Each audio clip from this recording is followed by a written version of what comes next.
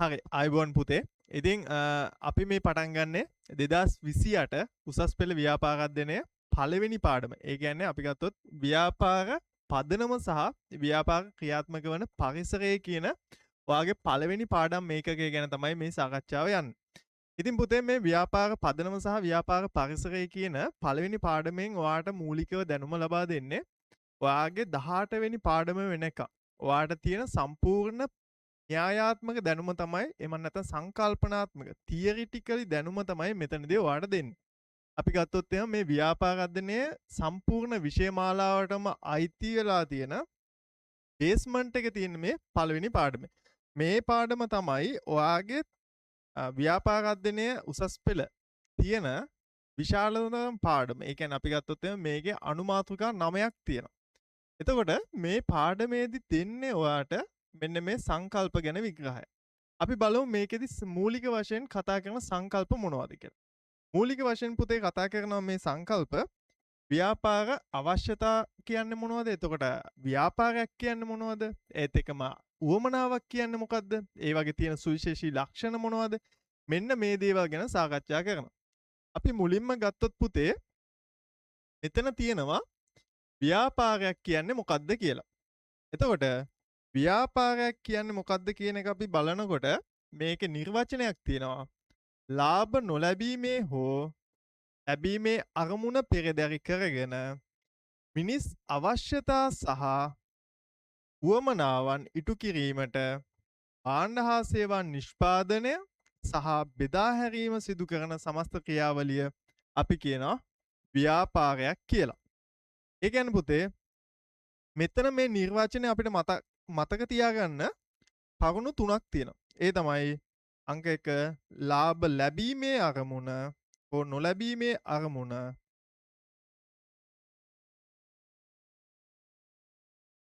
එම නැත්තම් ලාභ නොලැබීමේ අරමුණ.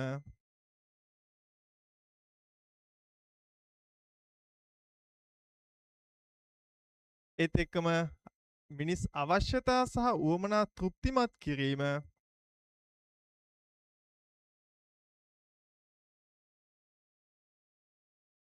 ඊට පස්සේ නිෂ්පාදනයක් හරි එහෙම නැත්නම් බෙදා හැරීමක් සිද්ධ වෙන්න ඕනේ. නිෂ්පාදනය හෝ බෙදා හැරීමක් සිද්ධ වෙන්න ඕනේ. මෙන්න මේ කරුණු තුන සම්පූර්ණ වෙනවා නම් අපි කියනවා ඒ ඕනම තත්වයකට ව්‍යාපාරයක් කියලා. ඒ කියන්නේ ලාභ ලැබීමේ අරමුණ හෝ නොලැබීමේ අරමුණ පෙරදරි කරගෙන මිනිස් අවශ්‍යතා සහ උවමනාවන් තෘප්තිමත් කිරීම සඳහා භාණ්ඩ නිෂ්පාදනය සහ බෙදා හැරීම සිද්ධ කරන එකට තමයි අපි කියන්නේ මෙන්න මේ ව්‍යාපාරයක් කියලා.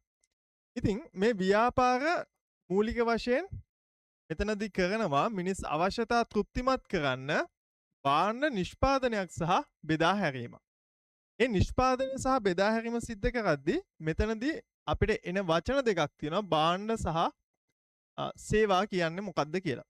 එතකොට මේ භාණ්ඩ හා සේවාවන් නිෂ්පාදනය කරන්නේ මොකක් වෙනුවෙන්ද? භාණ්ඩ හා සේවාවන් නිෂ්පාදනය කරන්න පුතේ මෙන්න මේ මිනිස්සුන්ගේ තියෙන අවශ්‍යතා සහ උවමනාවන් තෘප්තිමත් කරන්න. හරි? මෙන්න මේ අවශ්‍යතා සහ උවමනාවන් තෘප්තිමත් කරන්න තමයි මේ භාණ්ඩ හා සේවාවන් නිෂ්පාදනය කරලා ඉදිරිපත් කරන්නේ. එතකොට අපි බලමු අවශ්‍යතාවයක් කියන්නේ මොකක්ද කියලා. අවශ්‍යතාවයක් කියලා කියන්නේ පුතේ ඕනම පුද්ගලයෙක්ට අනිවාර්යෙන් ජීවත් වෙන්න සපුරාගත යුතු කායික සහ මානසික තත්ත්වයන් වල තමයි අපි කියන්නේ අවශ්‍යතාවයක් කියලා. ඒ කියන්නේ මිනිස්සෙක්ට ජීවත් වෙන්න අනිවාර්යෙන්ම සපුරාගත යුතු කායික හෝ මානසික තත්ත්වයන් වලට අපි කියන පුතේ අවශ්‍යතාවයක් කියලා. ඉතින් මේ අවශ්‍යතා අපිට වර්ග කරද්දී මූලික වශයෙන් උදාහරණ විදිහට ගන්න පුළුවන්. ආහාර තියෙනවා. එතකොට නිවාස, අධ්‍යාපනය, සෞඛ්‍ය, sannivedana මෙන්න මේ වගේ දේවල් අපිට ගන්න පුළුවන් මිනිස්සුන්ට අනිවාර්යෙන් සපුරාගත යුතු තත්වයන් විදිහට ජීවත් වෙනකොට.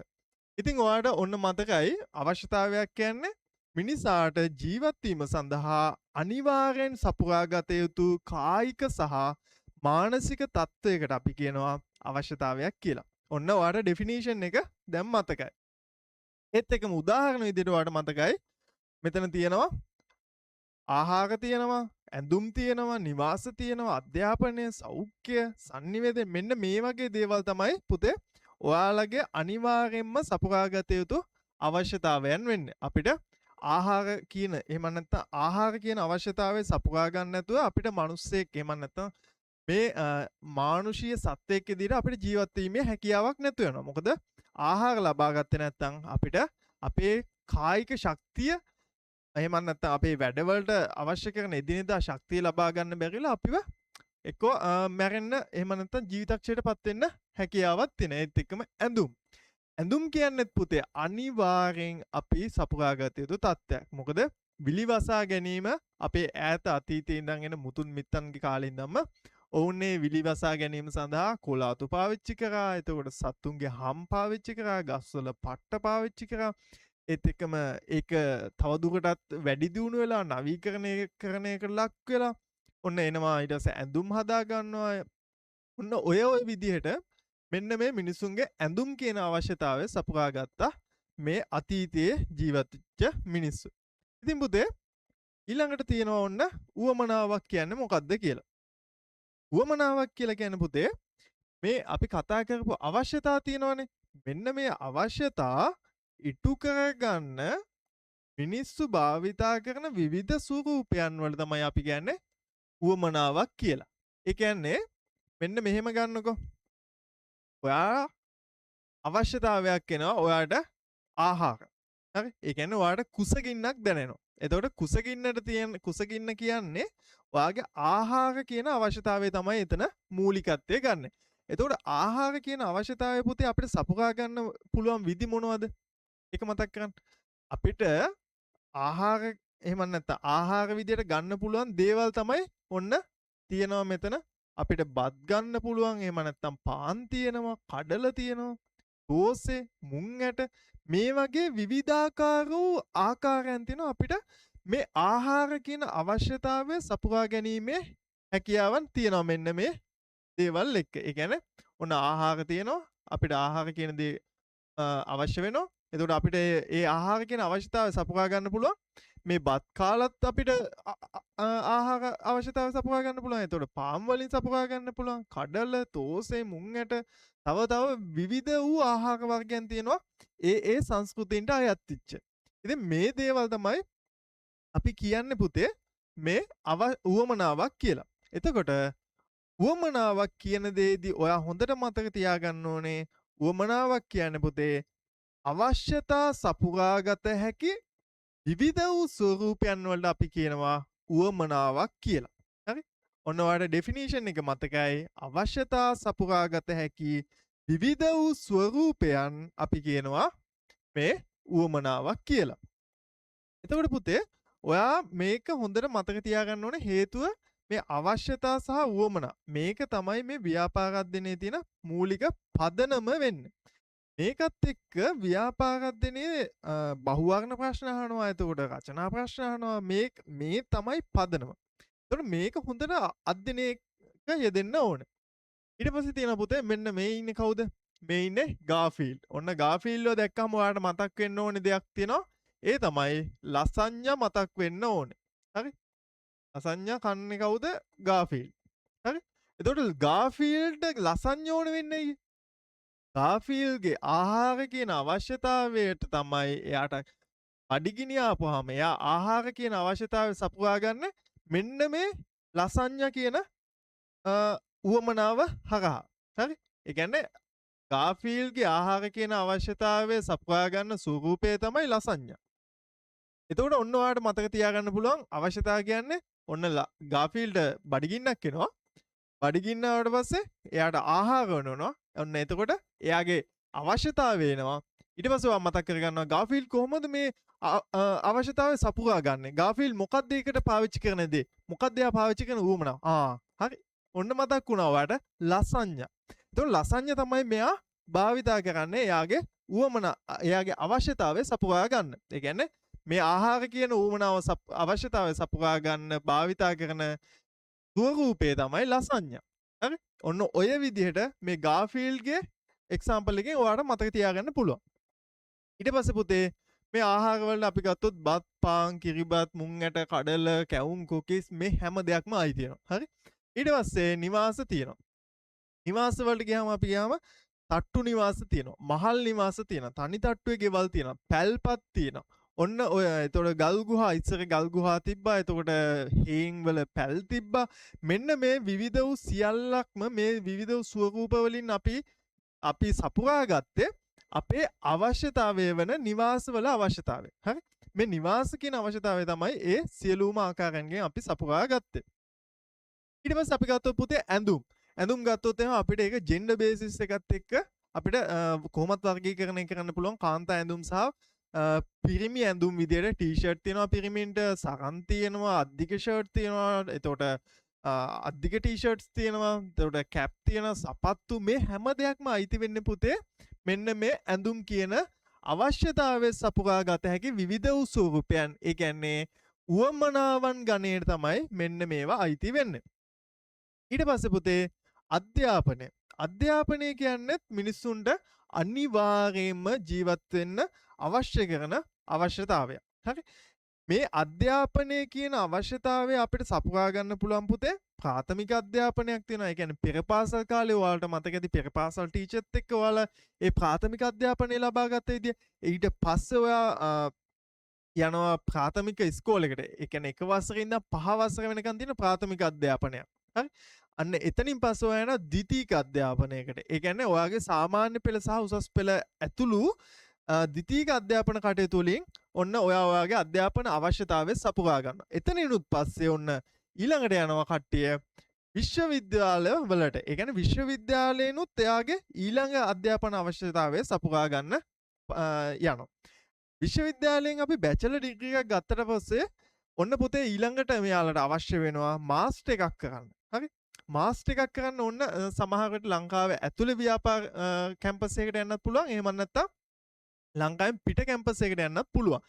ඊට පස්සේ මාස්ටර් එකෙන් පස්සේ මේ අධ්‍යාපන අවශ්‍යතාවය සපුරා ගන්න මෙයාලා යනවා PhD එකක් කරන්න. එතකොට PhD එකක් කරනවා නම් බොහෝ දුරට ලංකාවේ යුනිවර්සිටි වල කරන්නත් පුළුවන්. එහෙම නැත්නම් වෙන ෆොරින් යුනිවර්සිටි එකක කරන්නත් පුළුවන්. මෙන්න මේ විදිහට තමයි පුතේ ඔයාගේ මූලික අවශ්‍යතාවයක් වෙන අධ්‍යාපනය කියන අවශ්‍යතාවය සපුරා ගන්න. හරි? ඒ විවිධාකාරයන් තමයි උවමනාවන් වෙන්නේ. ඊට පස්සේ අපි ගත්තාම ඔන්න තියෙනවා සෞඛ්‍ය. සෞඛ්‍ය කියන්නේ එක පුතේ ඔයාගේ මූලිකම අවශ්‍යතාවය. හරි? මිනිස්සෙක්ට ජීවත් වෙද්දී මනා වූ සෞඛ්‍ය සම්පන්න ශරීරයක්. එහෙම නැත්නම් සෞඛ්‍ය සම්පන්න විදිහට ජීවත් වීමේ අයිතිය තහවුරු වෙන්නේ මේ සෞඛ්‍යයත් එක්ක. එතකොට මේ සෞඛ්‍ය කියන දේ පුතේ මේ සෞඛ්‍ය කියන අවශ්‍යතාවය සපුරා ගන්න තියෙන හොඳම විදි තමයි අපි ගත්තොත් අපිට පුළුවන් රජයේ රෝහල් වලින් අපේ සෞඛ්‍ය අවශ්‍යතාව සපුරා ගන්න. ඊට පස්සේ පෞද්ගලික රෝහල් වලින් අපේ සෞඛ්‍ය අවශ්‍යතාවය සපුරා ගන්න පුළුවන්. ඒත් එකම ඔය ඩොක්ටර්ස්ලාගේ තියෙන ප්‍රයිවට් චැනලින් ඔය පොඩි සෙන්ටර්ස් වල එයාලගේ චැනලින් සෙන්ටර්ස් කරනවා. අන්න ඒ දේවල් හරහාත් අපිට අපේ සෞඛ්‍ය කියන අවශ්‍යතාවය සපුරා ගැනීමේ හැකියාවක් තියෙනවා.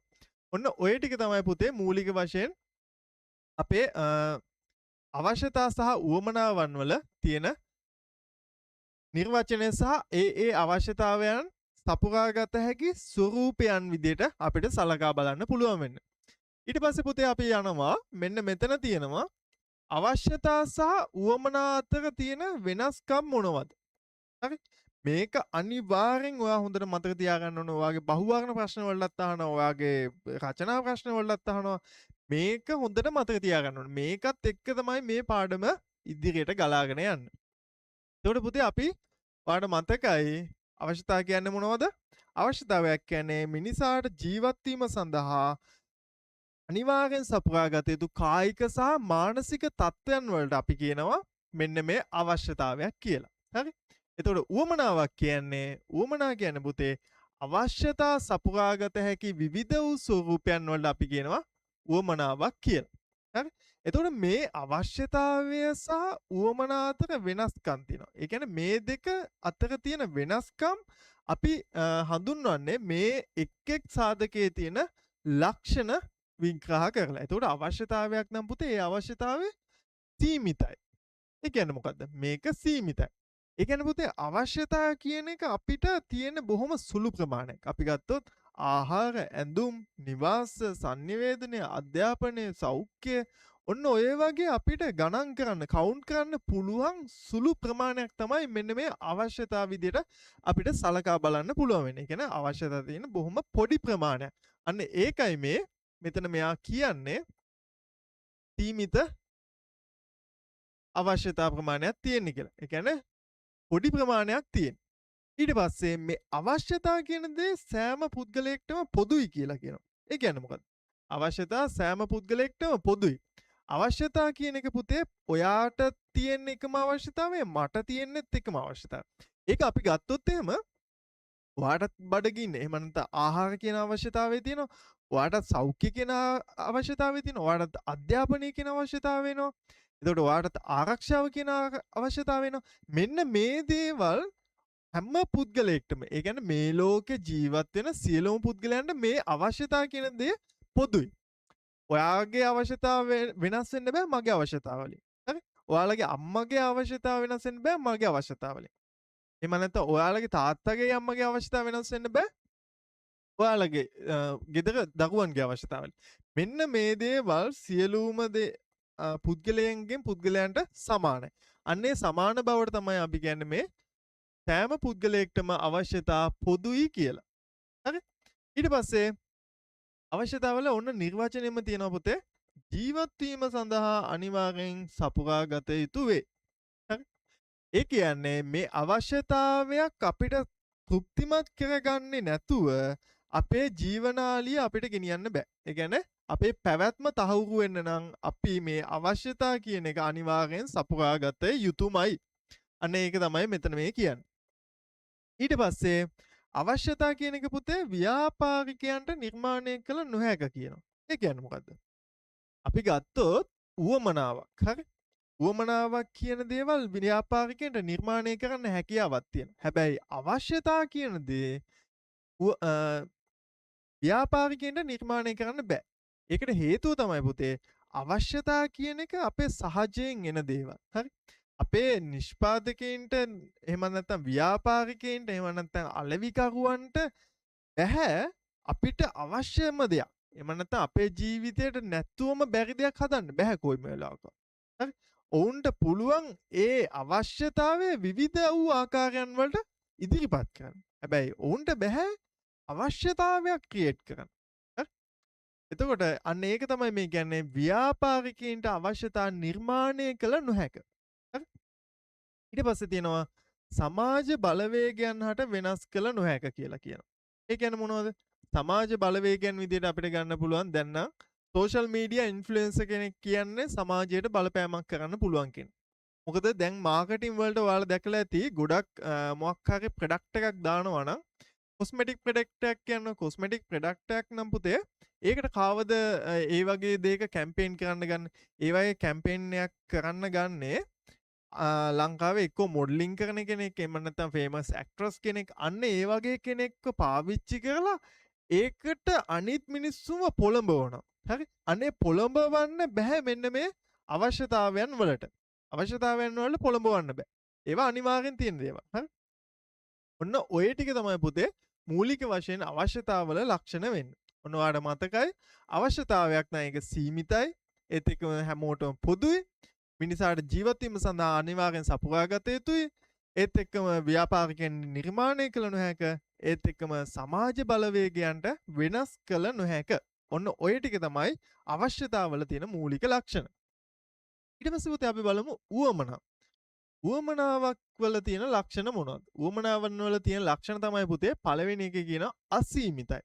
අසීමිතයි කියන්නේ හේතුව තමයි අසීමිතයි කියලා කියන්නේ මිනිස්සුන්ගේ අවශ්‍යතාවලට සාපේක්ෂව උවමනාවන් අපරිමිත විදියට මෙතනදී තියෙනවා. ඒ කියන්නේ අපි ගත්තොත් එහෙම ආහාර කියන අවශ්‍යතාවය අපි සලකා බලමු. ආහාර කියන අවශ්‍යතාවය සලකා බලනකොට මේක අපිට සපුරා ගන්න තියෙන විදි මොනවද? අපි ගත්තොත් මේකෙදී අපිට බත් තියෙනවා, පාන් තියෙනවා, කඩල තියෙනවා. එතකොට ඒ සංස්කෘතියින් වල ඉන්දියානු කල්චර් එකකට ගත්තොත් එහම ඉන්දියන් කල්චර් එකේ ගොඩාක් කෑම වර්ග තියෙනවා. තෝසේ, වඩේ, ඉඩ්ලි ඊට පස්සේ අපි ගත්තොත් එහෙම යුරෝප් කන්ට්‍රි එකේ තියෙන කල්චර් එක ගත්තොත් එහෙම ඒ කල්චර් එකේ තවත් දේවල් තියෙනවා. එහෙම ගත්තාම අපිට කවුන්ට් කරන්න බැරි තරම්ම අපේ මේ ආහාර කියන අවශ්‍යතාවය සපුරා ගැනීමේ ස්වරූපයන් තියෙනවා. ඒ කියන්නේ උවමනාවන් අසීමිත විදිහට මේකෙදි අපිට හඳුනා ගන්න පුළුවන්. ඒ කියන්නේ උවමනාවක් කියන්නේ අපිට ඒක අසීමිත තත්ත්වයක්. හරි? අපිට ගත්තොත් එහෙම අධ්‍යාපනය කියන එකේ දැන් තියෙන අසීමිත උවමනාවන් මොනවද? අපිට පුළුවන් ප්‍රයිවට් සෙක්ටර් එකේ යුනිවර්සිටිස් වල යන්න. ඒකෙත් තියෙනවා ප්‍රයිවට් සෙක්ටර් එකේ තියෙනවා NSBM එතකොට NIBM කියනවා, Ease of Metro Campus කියනවා. ඔහොම ගොඩාක් දේවල් තියෙනවා. හරි? ඊට පස්සේ ගවර්න්මන්ට් යුනිවර්සිටිස් ගත්තත් ඒකෙත් ගවර්න්මන්ට් යුනිවර්සිටිස් වල ලංකාවේ 17ක් විතර තියෙනවා. ඊට පස්සේ ෆොරින් යුනිවර්සිටිස් තියෙනවා. එතකොට වර්ල්ඩ් රෑන්කින් වලින් টොප් රෑන්ක් වෙලා තියෙන යුනිවර්සිටිස් තියෙනවා. මෙන්න මේ විදිහට විශාල වූ රේන්ජ් එකක් තියෙනවා මේ උවමනාවල. අන්න ඒකයි අපි කියන්නේ උවමනාවක් කියන්නේ අසීමිතයි කියලා. ඊට පස්සේ උවමනාවන් පුතේ පුද්ගලයන්ගෙන් පුද්ගලයාට විවිධ වේ. ඒ කියන්නේ අවශ්‍යතාව වගේ හැමෝටම පොදු නෑ මේක. මේක එක එක්කෙනාගෙන් එක එක්කෙනාට වෙනස්. හරි? ඒ කියන්නේ පුතේ ඔයාට ආහාර කියන අවශ්‍යතාවය එනවා. ඔයාට බඩගිනි දැනෙනවා. එතකොට ඔයා කොහොමද ඒක සපුරා ගන්නේ? ඔයාට සමහර විට ඔයා කැමති වුණ රයිස් එකක් කන්න. එහෙම නැත්නම් බිරියානි එකක් කන්න. එහෙම නැත්නම් තෝස් එක කන්න. වඩේ කන්න. හරි? අන්න ඒ විදිහට ඒක ඔයාගේ ඔයාට බඩ කුසගින්නක් දැනුණාම ඔයා කන දේ ඔයාට සාපේක්ෂයි. මට කුසගින්නක් දැනුණාම මම කන දේ මට සාපේක්ෂයි. ඒ කියන්නේ පුතේ ඔයාගේ තියෙන එකම අවශ්‍යතාවය ඔයාටයි මටයි තියෙන එකම අවශ්‍යතාවය. ඔයාට තියෙන ආහාර කියන අවශ්‍යතාවය මට තියෙන ආහාර කියන අවශ්‍යතාවය. හැබැයි ඒක අපි සපුරා ගන්න ආකාරයෙන් වෙනස්. ඒ කියන්නේ ඔයා සපුරා ගන්න එක විදියකට මම සපුරා ගන්න එක විදියකට. අන්න ඒකයි මේ කියන්නේ පුද්ගලයාගෙන් පුද්ගලයාට විවිධ වේ කියලා. ඊට පස්සේ ගියාම තියෙනවා පුතේ ජීවත් වීම සඳහා අනිවාර්යෙන් සපුරාගත යුතු නොවේ. ඒ කියන්නේ පුතේ මේ අවශ්‍යතා අනිවාර්යෙන් සපුරා ගන්න ඕනේනේ. හැබැයි මේ උවමනා කියන දේ අනිවාර්යෙන් සපුරා ගන්න ඕන තත්ත්වයක් නෙමෙයි. උවමනාව සපුරා ගත්තේ නැහැ කියලා ඔයා මැරෙන්නේ නැහැ. ඔයාගේ ජීවිතය එතනින් නවතින්නේ නැහැ. ඔයාට කන්ටිනියු යන්න පුළුවන්. හරි? අර අපි ගත්තොත් එහෙම ඔය කතාවට කියනවනේ මිනිස්සුන්ට මේ ඉස්සර ඔන්න තියෙනවා පොඩි කාලේ ඔයාලා ඉස්කෝලේ යනකොට මකන එනවා. හරි? ලස්සන එක එක රූප අලින්ගේ රූප හාවන්ගේ රූප එතකොට ඒකට එක එක පොඩි පොඩි සුවඳ වර්ග දාලා එහෙම හදලා තියෙනවා මකන තියෙනවා. හරි? එතකොට ඒ මකනෙනුත් කරන්නේ මකන එක. එතකොට අර නිකම්ම නිකන් සුදු පාට රබර් කෑල්ලෙන් කරන්නේත් මකන එක. එතකොට පුතේ අපිට මේක අර නිකන් මකනෙනුත් මකන්න පුළුවන් මේ අර සුවඳ ගහන විවිධ හැඩතලයන්ගෙන් තියෙන මකන වලිනුත් මකන්න පුළුවන්. ඒ කියන්නේ මේක දැන් හිතන්නකෝ මේ ඒ තියෙන අවශ්‍යතා සපුරා ගන්න තියෙන විවිධ ස්වරූපයන්නේ. දැන් සුවඳ ගහන මකන උනුත් කරන්නේ මේව කරන එක මේ හાર્ට් එක තියෙන එකනුත් කරන්නේ මකන එක. හැබැයි නිකම්ම බේසික් මකනකින් කරන්නේත් මකන එක. ඒකට අපිට පුළුවන් අර අනිවාර්යයෙන්ම මේක අවශ්‍යතාවයක් නැහැ. ඒ කියන්නේ මේකෙදි තියෙන අපිට මේක නැතුව අපිට පැවැත්මක් තියෙනවා. මේක නැතුව අපිට කන්ටිනියු වෙන්න පුළුවන්. ඒ කියන්නේ මේ දේවල් එහෙම නැත්නම් මේ උවමනාව සපුරා ගන්න නැතුව අපිට පුළුවන් සර්වයිව් වෙන්න. අන්න ඒක තමයි මේ කියන්නේ ජීවත් වීම සඳහා අත්‍යවශ්‍යයෙන් සපුරා ගත යුතු නොවේ කියලා. ඊට පස්සේ කියනවා ව්‍යාපාරිකයන්ට නිර්මාණය කළ හැක කියලා. ව්‍යාපාරිකයන්ට නිර්මාණය කළ හැක කියන පුතේ ව්‍යාපාරිකයෝ කරන්නේ ව්‍යාපාරික අවස්ථා හඳුනා ගන්න එක. එතකොට මේ ව්‍යාපාරික අවස්ථා හඳුනාගද්දී ඔවුන් හඳුනාගන්නේ මූලික මිනිස් අවශ්‍යතාවයක්. කුමන හෝ ආකාරයක මිනිස් අවශ්‍යතාවයක්. ඒ මිනිස් අවශ්‍යතාවය හඳුනාගෙන ඒක නවෝත්පාදනයක් කරා වඩා නිර්මාණශීලීව ඉදිරිපත් කරපුවාම තමයි ඒක උවමනාවක් විදිහට හඳුනා ගන්න පුළුවන් වෙන්නේ. දැන් අපිට මේකෙදි තියෙනවා ඔන්න ව්‍යාපාරිකයන්ට නිර්මාණය කළ හැක කියනවනේ. හොඳ එක්සැම්පල් එකක් තමයි බැරිස්ටර් එක. බැරිස්ටර් එක ගත්තොත් එහෙම ලංකාවේ මිනිස්සුන්ගේ ඇත්තටම කල්චර් එකක් තිබ්බේ නැහැනේ කොෆිත් එක්ක.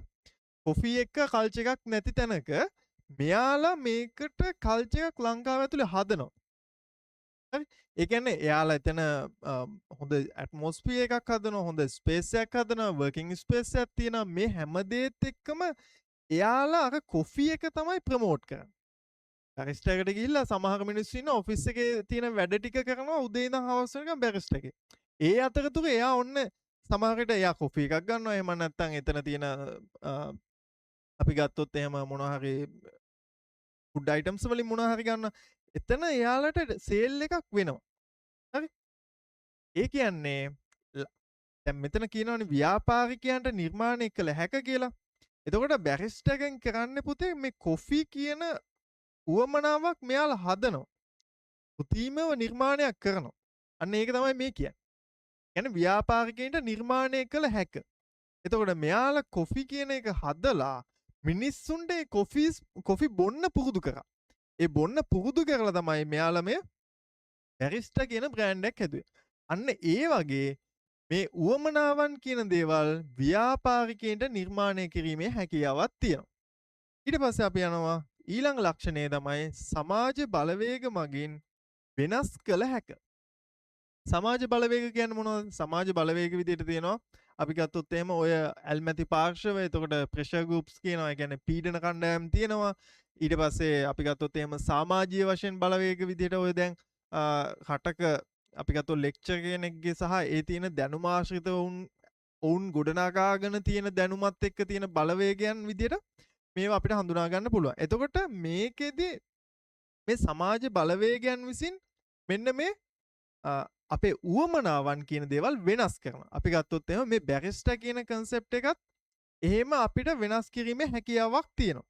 ඕනම concept එකක්. එහෙම නැත්නම් ඕනම business එකක් හැදුවාම ඒක මුලින්ම මිනිස්සුන්ට අවශ්‍යතාවයක් නෑ එතන. හැබැයි අපි කාලයත් එක්ක එහෙම නැත්නම් මේ සමාජ බලවේග අපි හරියට පාවිච්චි කරොත් හරි ඒ කියන්නේ දැන් අපි ගත්තොත් සෝෂල් මීඩියා වල සෝෂල් මීඩියා ඉන්ෆ්ලුවෙන්සර්ස්ලා ගොඩක් යූස් කරනවා හැම ප්‍රොඩක්ට් එකක්ම ලොන්ච් කරන්න.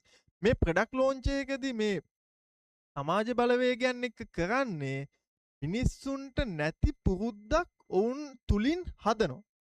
ඒ පුරුද්ද හදලා ඔවුන් ඒකට ඇබ්බැහි කරනවා. ඇබ්බැහි කරලා ඒ හරහා තමයි ඔවුන්ගේ ව්‍යාපාරය තවදුරටත් වර්ධනය කරන්න පුරුදු වෙන්නේ. අන්න ඒක තමයි මේ කියන්නේ සමාජ බලවේග මගින් වෙනස් කළ හැක කියලා. අපි ගත්තොත් ඔය කොස්මෙටික් අයිටම් එක්සැම්පල් එකම තමයි මේකට හොඳම. මොකද ගොඩක් දුරට මොඩලර්ස්ලා එතකොට ඇක්ට්‍රස්ලා ඒත් එක්කම දැන් නම් ගොඩක් දුරට සෝෂල් මීඩියාත් එක්ක ඉන්න යං ක්‍රවුඩ් එක මේ හැමෝම පාවිච්චි කරලා මේ කොස්මෙටික් කියන උවමනාව අපිට මිනිස්සුන්ට කොස්මෙටික් කියන දේ අත්‍යවශ්‍ය දෙයක් නෙමෙයි. හැබැයි මේක අත්‍යවශ්‍ය තත්යකට පත් කරලා ඒ උවමනාව මිනිස්සුන්ට අනිවාර්යයෙන්ම සපුරා ගන්න ඕනේ තත්යකට ගෙනල්ලා ඔවුන් ඒ අවශ්‍ය උවමනාව මේ සමාජ බලවේගයන් හරහා නිර්මාණය කරනවා. ඉතින් ඔන්න ඔය ටික තමයි මූලික වශයෙන් මේ අවශ්‍යතා සහ උවමනා අතර තියෙන වෙනස්කම් වෙන්නේ. ඉතින් පුතේ ඔයාගෙන් අනිවාර්යෙන් මේ ප්‍රශ්නේ අහනවාමයි. මොකද හැම අවුරුද්දකම මේ ප්‍රශ්නේ අහලා තියෙනවා. එතකොට ඔයාලට පුළුවන් අවශ්‍යතා සහ උවමනා අතර වෙනස්කම් ඇහුවොත් මේ එක එක වෙනම ලියන්න එපා. මෙන්න මේ විදිහට chart එකකට දාගන්න අවශ්‍යතා එක පැත්තක සහ උවමනා එක පැත්තක. එතකොට ඒ දෙක කම්පෙයාර් කරන්න පුළුවන්. එතකොට මේකේ ඔයා අමුතුවෙන් පැහැදිලි කරන්න දෙයක් නෑ. ඔයාට මාකින් ස්කීම් එක ගත්තාම මේකේ සම්පූර්ණ පිළිතුරටම ලකුණු හම්බෙනවා. මොකද ඔයා දැන් වෙන විදිහට එක එක සාධකය වෙන වෙන ලිව්වනම් ඔයාට සිද්ධ වෙනවා මේවා එක එක විස්තර කරන්න. එතකොට සම්පූර්ණ ඔයාට පැය දෙකක් කියන එක අනිවාර්යෙන් මදි වෙනවා. ඒ හින්දා මේ විදිහට දෙපැත්තට දාලා ලියන්න පුරුදු වෙන්න. ඊට පස්සේ යනවා පුතේ අපි නිෂ්පාදිතයක් කියන්නේ මොකද්ද? නිෂ්පාදිතයක් කියලා කියන්නේ පුතේ මිනිස් අවශ්‍යතා සහ උවමනාවන් තෘප්තිමත් කිරීම සඳහා ඉදිරිපත් කරනු ලබන ඕනෑම දෙයකට අපි කියනවා මෙන්න මේ නිෂ්පාදිතයක් කියලා. ඒ කියන්නේ නිෂ්පාදිතයක තියෙන මූලික කාර්යයන් තමයි මිනිස් අවශ්‍යතා සහ උවමනා ඉටු කර ගැනීමට භාවිතා කරන ඕනෑම දෙයක් එම නැත්නම් තත්වයකට අපි කියනවා නිෂ්පාදිතයක් කියලා. හරි. එතකොට ඊළඟට කියනවා මෙන්න සියලුම භාණ්ඩ හා සේවාවන් නිෂ්පාදිත ගණයට අයත් වෙනවා කියලා. එතකොට ඕකෙන් අපිට රචනා ප්‍රශ්නයක් අහන්න පුළුවන්. ඒ තමයි ඔයාගෙන් අහන්න පුළුවන් පුතේ නිෂ්පාදිත කෙසේද භාණ්ඩ හා සේවා එහෙම නැත්නම් භාණ්ඩ හා සේවා කෙසේද නිෂ්පාදිත ගණයට අයත් වෙන්නේ කියලා. එතකොට තියෙන්නේ භාණ්ඩ හා සේවාවන් කියන්නේ මොකද්ද? භාණ්ඩ හා සේවා කියලා කියන්නෙත් පුතේ මිනිස් අවශ්‍යතා සහ උවමනාවන් සපුරා ගන්න පාවිච්චි කරනු ලබන භෞතික පැවැත්මක් සහිත සහ භෞතික පැවැත්මක් නොමැති දේවල් වලට තමයි අපි කියන්නේ මේ භාණ්ඩ හා සේවා කියලා.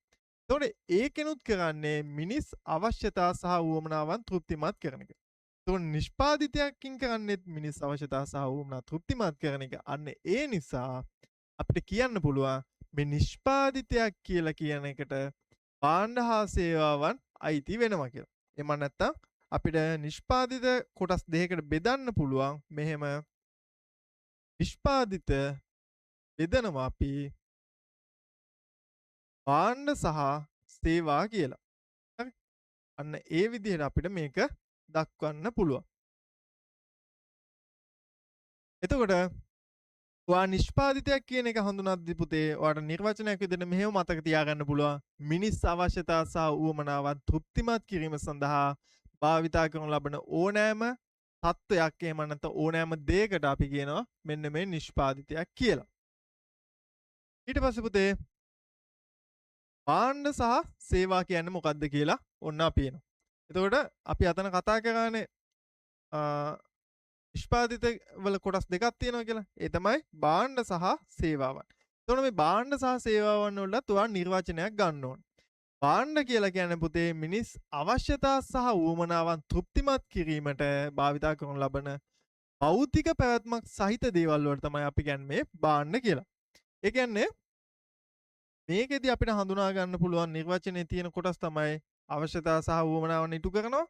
ඒත් එක්ක භෞතික පැවැත්මක් ඇති දේවල් එහෙම නැත්නම් ස්පර්ශ කළ හැකි දේවල් වලට තමයි අපි කියන්නේ භාණ්ඩ කියලා.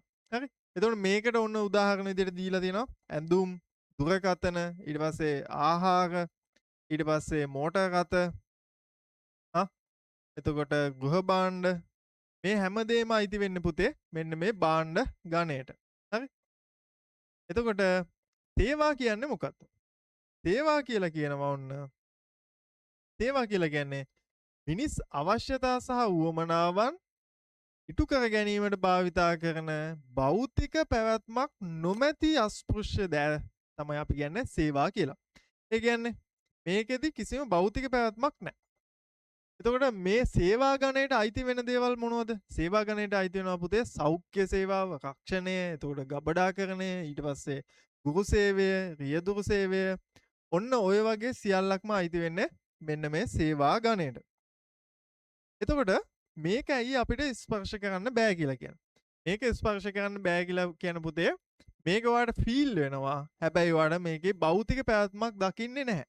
ඒ කියන්නේ දැන් අපි ගත්තොත් එහෙම ගුරු සේවය. ගුරු සේවය කියන්නේ මේ උගන්වන දේ ඔයාලට මේක ෆීල් වෙනවා. හැබැයි ඔයාලට මේක ටච් කරන්න එහෙම නැත්නම් භෞතික මේ පැවැත්මක් මෙතනදී හඳුනා ගන්න බැරි වෙනවා. ඊට පස්සේ අපි බලමු පුතේ මෙතන තියෙනවා භාණ්ඩ හා සේවා අතර වෙනස්කම් මොනවද කියලා. මේකත් අනිවාර්යයෙන්ම අහන තැන භාණ්ඩ හා සේවා අතර වෙනස්කම්. මේක අනිවාර්යෙන් ඔයා හොඳට මතක තියාගන්න ඕන තැනක්. එතකොට මේ භාණ්ඩ කියන්නේ මොනවද සහ සේවා කියන්නේ මොනවද? ඒ වාගේ ලක්ෂණ තමයි ඔයා මෙතෙන්දී ලියන්න ඕනේ. එතකොට පුතේ භාණ්ඩයක් නම් භාණ්ඩයක භෞතික පැවැත්මක් ඇත. එතකොට භෞතික පැවැත්මක් තියෙන හින්දා තමයි දැන් අපි ගත්තොත් එහෙනම් මොබයිල් ෆෝන් එක වෙන්නේ භාණ්ඩයක්. ඒ මොබයිල් ෆෝන් එක අපිට භෞතික පැවැත්මක් තියෙනවා. එතකොට අපිට ඒක අල්ලන්න පුළුවන්, දකින්න පුළුවන්, ඒ හැමදේම කරගන්න පුළුවන්. අන්න ඒ හින්දා තමයි අපි කියන්නේ මේකට භෞතික පැවැත්මක් තියෙනවා කියලා. ඊට පස්සේ භාණ්ඩ ගබඩා කරන්න පුළුවන්. භාණ්ඩයකට භෞතික පැවැත්මක් තියෙන හින්දා අපිට පුළුවන් භාණ්ඩයක් ගබඩා කරලා තියාගන්න. හරි?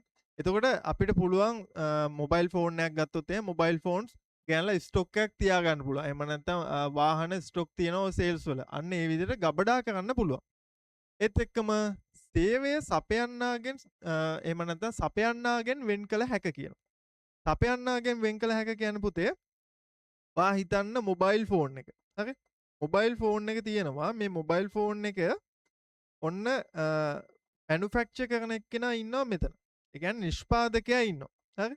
මෙයා තමයි නිෂ්පාදකයා. එන්න තියෙනවා ෆෝන් එක. එතකොට නිෂ්පාදකයාව අපි කොයිම වෙලාවකවත් දකින්නවද අපි ෆෝන් එකක් ගද්දි? අපි ෆෝන් එකක් ගද්දි නිෂ්පාදකයාව දකින්නේ නැහැ. අපි දකින්නේ ෆෝන් එක විතරයි. එතකොට නිෂ්පාදකයා ඉන්නේ වෙන රටක වෙන්නත් පුළුවන්. ඒත් ඒක අපිට ප්‍රශ්නයක් වෙන්නේ නැහැ මේ භාණ්ඩය පරිභෝජනය කරද්දි. හරි? අන්න ඒකයි මේ කියන්නේ භාණ්ඩයක් සපයන්නාගෙන් වෙන් කළ හැක කියලා. හරි? ඊට පස්සේ භාණ්ඩයක් ස්පර්ශ එහෙම නැත්නම් අතින් එහෙම නැත්නම් අල්ලන්න පුළුවන් ටැන්ජිබල් වෙන්න පුළුවන් කියලා කියනවා. ඒ කියන්නේ මේකේ භෞතික පැවැත්මක් තියෙනවනේ පුතේ අනිවාර්යෙන් අපිට මේ භෞතික පැවැත්මක් තියෙන ඕනෑම වස්තුවක් ස්පර්ශ කිරීමේ හැකියාවක් තියෙනවා. ඒත් එක්කම භාණ්ඩ කියන දේවල් පුතේ සමජාතීය වේ. සමජාතීය කියන්නේ පුතේ දැන් අපි ගත්තොත් මේ මොබයිල් ෆැක්ටරි එකේ ඕන ඉන්නවා මෙතන. හරි? මේ ඕන හදන ෆෝන්ස් දැන් අපි ගත්තොත් එහෙම Samsung එකේ හදනවා ෆෝන් එකක්. හරි? ඒ හදන ෆෝන් එකේ එයාලා අවුට්පුට් එක විදිහට එළියට දාන හැම ෆෝන් එකක්ම එකම විදිහ. ඒ කියන්නේ මේ එක ෆෝන් එකක් ඔයා ගාව තියෙන Samsung ෆෝන් එකේ මොඩල් එක වෙනස්. හැබැයි එකම මොඩල් එකේ තියෙන එකම ෆීචර්ස්. ඒකේ ඔයා ගාව තියෙනෙත් එකම මොඩල් එක නම් මං ගාව තියෙනෙත් එකම මොඩල් එක නම් ඒ දෙකේ වෙනස්කමක් නැහැ. ඒ දෙක සමජාතීයයි. අන්න ඒක තමයි මෙතනදී මේ කියන්නේ. ඊට පස්සේ පුතේ අපි යනවා සේවාවන්ගේ තියෙන ලක්ෂණ මොනවද කියලා බලන්න. සේවාවන්ගේ තියෙන ලක්ෂණ තමයි පුතේ භෞතික පැවැත්මක් නැහැ. හරි? ඒ කියන්නේ සේවාවක් අපිට භෞතිකව දකින්නත් බෑ. ඒක අපිට අල්ලලා බලන්නත් බෑ. ඒකේ කිසිම භෞතික පැවැත්මක් අපිට දැකීමේ හැකියාවක් නැහැ. ඒත් එක්කම ගබඩා කළ නොහැක කියනවා. ගබඩා කළ නොහැක කියන්නේ සේවාවක් එහෙම නැත්නම් භෞතික පැවැත්මක් නැති කිසිම දෙයක් අපිට ගබඩා කරලා තියා ගැනීමේ හැකියාවක් නැහැ පුතේ. අන්න ඒකයි අපිට සේවා ගබඩා කරන්න බැරි වෙන්නේ. ඊට පස්සේ සේවය සපයන්නාගෙන් වෙන් කළ නොහැක. ඔන්න මේක ටිකක් හොඳට අවබෝධ කරගන්න ඕනේ. මොකද සේවය සපයන්නාගෙන් වෙන් කරන්න බෑ කියන්නේ. දැන් අපි ගත්තොත් ගුරු සේවය. ගුරු සේවය කියන දේ පුතේ ඒක පදනම් වෙන්නේ ඔයාට උගන්වන ගුරුවරයා මත. හරි? එතකොට ගුරුවරයා නැතුව එතන ගුරු සේවයක් නැහැ. ඒ කියන්නේ කොටින්ම කිව්වොත් මෙතන මේ ගුරුවරයා නැහැයි කියන්නේ මෙතන ගුරු සේවයක් ඇති වෙන්නේ නැහැ. හරි? එතකොට ඒ සේවය සපයන පුද්ගලයාගෙන් මේ සේවාවක් වෙන් කරන්න බෑ. අපි ගත්තොත් එහෙම ඔයා යනවා ඔයාගේ බයික් එක සර්විස් කරගන්න. එතකොට එයා දෙන්නේ සර්විස් එක. ඔයා ගිහිල්ලා බලලා කියනවා නෑ මෙයා නැතුව මට මේ වෙන කෙනෙක්ව ගන්න පුළුවන්ද මෙහෙමයි කියලා. එයා කියනවා නෑ අද ඉන්නේ මෙයා විතරයි. එතකොට ඔයා කියනවා නෑ මෙයා එපා මට බයික් එක හොදලා දෙන්න. හැබැයි ඔයාට බයික් එක හොද ගන්න පුළුවන්ද? බෑ. මොකද අර පුද්ගලයාට බද්ධව තමයි මේ සේවාවක් සපයන්නේ. අන්න ඒකයි අපිට සේවයක් සපයන්නාගෙන් වෙන් කරන්න බැරි. ඊට පස්සේ ස්පර්ශ කරන්න බෑ. ඒක සාමාන්‍යයෙන් මොකද භෞතික පැවැත්මක් නැති කිසිම දෙයක් අපිට ස්පර්ශ කිරීමේ හැකියාවක් නැතු වෙනවා. ඊට පස්සේ සපයන්නා අනුව වෙනස් වෙනවා කියන. ඒ කියන්නේ මොකක්ද? සපයන්නා අනුව වෙනස් වෙනවා කියන්නේ පුතේ ඔයා හිතන්න ඔයාගේ ගණන් ගුරුවරයා. එහෙම නැත්නම් ඔයාගේ ඉස්කෝලේ ඔන්න ඉන්නවා ගණන්ස. ගණන්ස උගන්වන විදිහයි ඔයාගේ ටියුෂන් එකේ ගණන්ස උගන්වන විදිහයි දෙකක්.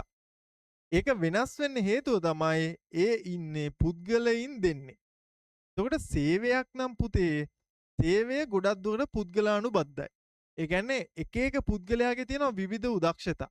ඒ විවිධ වූ දක්ෂතාවයන් සහ ඔහුගේ හැකියාවන් පාවිච්චි කරලා තමයි ඔහු විසින් අරක කියන සේවය ලබා දෙන්නේ. ඉතින් ඒ වෙනකොට මම දෙන සේවය තව කෙනෙක් දෙනවා නම් ඒ මගේ සේවයේ ක්වොලිටි එක සහ ඔහුගේ සේවයේ තියෙන ක්වොලිටි එක අතර ලොකු වෙනස්කමක් තියෙනවා. අන්න ඒක තමයි මේ කියන්නේ සපයන්නාගෙන් සපයන්නාට අනුව වෙනස් වෙනවා කියලා. ඉතින් ඔන්න ඔය ටික තමයි පුතේ මූලික වශයෙන් භාණ්ඩ සහ සේවා අතර වෙනස්කම් කියද්දී අපි ඉදිරිපත් කරන්න ඕනේ. මේකෙත් ඔයා අර විදියටම chart එකක් මේ දෙපැත්තට දාලා උත්තර ලියන්න පුරුදු වෙන්න. ඊට පස්සේ අපි යනවා වෙළඳපළක් කියන්නේ මොකක්ද කියලා මෙතන කියනවා. වෙළඳපළක් කියන්නේ මොකක්ද? සාමාන්‍යයෙන් ඔයාලට වෙළඳපළ කියද්දී ඔන්න මතක් වෙනවා සතිපොළ.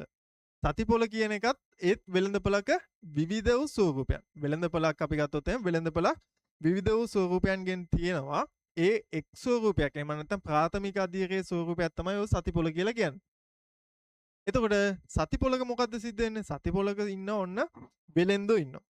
ඒත් එක්කම මිනිස්සු ඉන්නවා ගැනුම් කරුවෝ විදිහට. ඒ කියන්නේ වෙලෙන්දෝ කියන්නේ පුතේ වෙලෙන්දා කරන්නේ එක්කෝ නිෂ්පාදකයාගෙන් භාණ්ඩ අරගෙන ආපසු විකිණීමක් සිද්ධ කරනවා. එහෙම නැත්නම් ඔහු විසින්ම නිෂ්පාදනය කරන ලද භාණ්ඩ අරගෙන ඔහු වෙළඳපොළ තුල තියාගෙන අලෙවි කිරීමක් සිද්ධ කරනවා. එතකොට පාරිභෝගිකයින් යනවා ඔවුන්ගේ එදිනෙදා අවශ්‍යතා සපුරා ගැනීම සඳහා ඒ අවශ්‍යතා සහ උවමනා සපුරා ගන්න අවශ්‍ය කරන භාණ්ඩ සහ සේවාවන් ලබා ගන්න. එතකොට පුතේ අපිට වෙළඳපළක් කියන එක නිර්වචනය කරන්න පුළුවන් මෙන්න මේ විදිහට. භාණ්ඩ සහ සේවා මිලදී ගැනීම සහ විකිණීම සිදු කිරීමට ගැනුම්කරුවන් සහ විකුණුම්කරුවන් සම්බන්ධ වන ඕනෑම තත්ත්වයකට අපි කියනවා වෙළඳපළක් කියලා. හරි? ඔන්න මේකේ නිර්වචනයේ තියෙනවා මූලිකම කරුණු තුනක්. ඒ තමයි භාණ්ඩ හා සේවා මිලදී ගැනීම, විකිණීම, ගැනුම්කරුවන් සහ විකුණුම්කරුවන් සහ ඕනෑම තත්ත්වයක්. ඒ කියන්නේ ගැනුම්කරුවන් සහ විකුණුම්කරුවන් සම්බන්ධ කරන ඕනෑම ආකාරයක්. දැන් අපි ගත්තොත් එහෙම මේකට ඕනෑම ආකාරයක් කියලා කියන්නේ භෞතික තත්වයන් නෙමෙයි. අපි ගත්තොත් එහෙම මේ ඔන්ලයින් එහෙම නැත්නම් ඩිජිටල් තාක්ෂණය සහ මේ පරිගණක තාක්ෂණයේ වර්ධනයත් එක්ක අපිට ඔන්ලයින් තාක්ෂණය එහෙම නැත්නම් ස්පේස් අවකාශ වෙළඳපළක් මේ වෙනකොට විවෘත වෙලා තියෙනවා. අපිට ෆින්ගර් ටිප් එකේ දුරකින් අපේ ඕන කරන ඕනෙම දෙයක් අපිට ඕඩර් කරන්න පුළුවන්. ඉතින් ඒ හැකියාවත් එක්ක මේ වෙළඳපළ කියන එක මේ වෙනකොට සම්පූර්ණයෙන්ම වෙනස් විදිහකට වර්ධනය වෙලා තියෙනවා. ඉතින් මේ ගැනුම්කරුවන් කියන්නේ අපේ පාරිභෝගිකයෝ. ඒතකොට විකුණුම්කරුවන් කියන්නේ මෙතන නිෂ්පාදකයන්. මේ නිෂ්පාදකයන් සහ පාරිභෝගිකයන් අතර සිද්ධ වෙන භාණ්ඩ සහ සේවා හුවමාරුව තමයි මේ වෙළඳපළ තුළදී සිද්ධ වෙන්නේ. එතකොට පුතේ මේ වෙළඳපළක ඉන්න ප්‍රධාන පාර්ශවයන් දෙකක් ඉන්නවා. ඒ තමයි ප්‍රධාන පාර්ශව දෙක තමයි ඔයාලට දැන් මතකයි ගැනුම්කරුවන් සහ විකුණුම්කරුවන් කියලා මූලික වශයෙන් ප්‍රධාන පාර්ශවයන් දෙකක් ඉන්නවා. මේ පාර්ශවයන් දෙක මත තමයි මෙන්න මේ වෙළඳපළ කියන දේ රඳා පවතින්නේ. හරි? වෙළඳපළ කියන දේ රඳා පවතිලා තියෙන්නේ පුතේ මෙන්න මේ ගැනුම්කරුවන් සහ විකුණුම්කරුවන් කියන දෙපාර්ශවය තුල සිද්ධ වෙන මේ ක්‍රියාවලියත් එක්ක තමයි මේ වෙළඳපළ කියන දේ පදනම් වෙලා තියෙන්නේ. ඊට පස්සේ අපි යනවා මෙන්න මේ ව්‍යාපාර ගැන කතා කරනවා. එතකොට ව්‍යාපාර ගත්තොත් එහෙනම් පුතේ ව්‍යාපාර සමහර වෙලාවට ඔයාලගේ බහුවර්ණ ප්‍රශ්න සහ රචනා ප්‍රශ්න වලට කේස් ස්ටඩීස් එනවා. ඒ කේස් ස්ටඩීස් වලදී අහනවා මේක ව්‍යාපාරයක් වෙනවද? එහෙම නැත්නම් මේක ව්‍යාපාරයක් වෙන්නේ නැද්ද? වෙන්නේ නැත්නම් ඒකට හේතු මොනවද පැහැදිලි කරන්න කියලා. හරි? එතකොට අපි දැනගන්න ඕනේ පුතේ ව්‍යාපාරයක් නම් ව්‍යාපාරයක තියෙන ලක්ෂණ මොනවද? එහෙම නැත්නම් ව්‍යාපාරයක් හඳුනා ගන්න අපිට පාවිච්චි කරන්න පුළුවන් නිර්ණායකයන් මොනවද කියලා. අන්න ඒක තමයි මෙතන මේ සාකච්ඡා කරන්න. ව්‍යාපාරයක් හඳුනා ගැනීමේ නිර්ණායක තමයි පුතේ. හරි? මෙන්න මේ නිර්ණායක හතරක් තියෙනවා. ඒ තමයි අපි මුලින්ම කියනවා මිනිස් අවශ්‍යතා සහ උවමනාවන් තෘප්තිමත් කරන්න ඕනේ. ඒක ව්‍යාපාරයක් වෙනවා. ඒත් එක්කම ලාභ ලැබීමේ හෝ නොලැබීමේ චේතනාවක් පෙරදරි කරගෙන කටයුතු කරන්න ඕනේ. ඊට පස්සේ ආර්ථික කටයුත්තක් සිද්ධ වෙන්න ඕනේ කියනවා. ඒත් එක්කම අඛණ්ඩ වූ නිරන්තර ක්‍රියාවලියක් පවතින්න ඕනේ. අපි දැන් බලමු මේ එකින් එකේ මොකද්ද කියන්නේ කියලා. මිනිස් අවශ්‍යතා සහ උවමනා තෘප්තිමත් කිරීම එහෙම නැත්නම් සපුරාලීමක් සිද්ධ කරන්න ඕනේ කියන්නේ පුතේ. ව්‍යාපාරයක් කියන නිර්වචනය ඇතුලේ තියෙන නිර්වචනය තමයි ඔයාලට මතකයි. ලාභ ලැබීමේ හෝ නොලැබීමේ චේතනාව පෙරදරි කරගෙන මිනිස් අවශ්‍යතා සහ උවමනාවන් තෘප්තිමත් කිරීමට භාණ්ඩ හා සේවා නිෂ්පාදනය සහ බෙදා හැරීම සිද්ධ කරන ඕනෑම තත්ත්වයකට අපි කියනවා ව්‍යාපාරයක් කියලා. ඉතින් මෙතන අවශ්‍යතා සහ උවමනා තෘප්තිමත් කිරීම අනිවාර්ය තත්ත්වයක් වෙනවා මේ ව්‍යාපාරයක් නිර්වචනය කරද්දී. ඒත් එක්කම ලාභ ලැබීමේ සහ නොලැබීමේ අරමුණු. ඒ කියන්නේ පුතේ ව්‍යාපාරයක් එහෙම නැත්නම් අපි මොන දෙයක් කරත් ඒ කරන දෙයට අරමුණක් තියෙන්න ඉපේ. ඒ අරමුණ ව්‍යාපාරයක නම් අරමුණු දෙකයි තියෙන්නේ. එක්කෝ ඒක ලාභ ලබන්න කරන්න ඕනේ එහෙම නැත්නම් ලාභ නොලබන්න කරන්න ඕනේ. ලාභ නොලැබීමේ අරමුණෙන් කරන ව්‍යාපාර අපිට ඉදිරියේදී සාකච්ඡා කරන්න පුළුවන්. ඉස්සරහට පාඩම් තියෙන ව්‍යාපාර සංවිධාන කියලා. ඒ ව්‍යාපාර සංවිධාන කියන පාඩමේදී අපිට හඳුනා ගන්න පුළුවන්. ඔන්න තියෙනවා විවිධ සමිති සමාගම් තියෙනවා. එතකොට අපි ගත්තාම මිනිස්සුන්ගේ එක එක ඔය තියෙනවා ස්පෝර්ට් ක්ලබ් තියෙනවා. ඒ වගේ තියෙන ව්‍යාපාරික මුහුණුවකක් තිබ්බට ලාභ ලැබීම නෙමෙයි උන්ගේ තියෙන්නේ. සමහර වෙලාවට සමාජ සුබ සාධනය. එහෙම නැත්නම් සමාජයේ පොදු අරමුණක් ඉටු කරලා දෙන එක. ඔන්න ඔය වගේ තත්ත්වයක් වෙන්න පුළුවන් මෙයාලගේ මේ ලාභ නොලැබීමේ අරමුණු යටතේ පවතින. ඊට පස්සේ මෙතන කියන පුතේ ආර්ථික කටයුත්තක් සිද්ධ වෙන්න ඕන කියලා. ආර්ථික කටයුත්තක් කියන්නේ මොකක්ද? ඒ කියන්නේ එක්කෝ නිෂ්පාදනයක් සිද්ධ වෙන්න ඕනේ.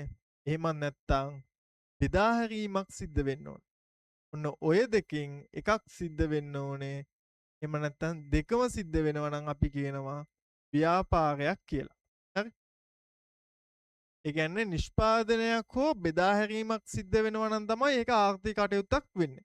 හරි? මේක තමයි ඒ කියන්නේ නිෂ්පාදනය සහ බෙදා හැරීම තමයි මේ ආර්ථික කටයුත්තක් බවට පත්වීමේ තියෙන මූලික නිර්ණායක වෙන්නේ.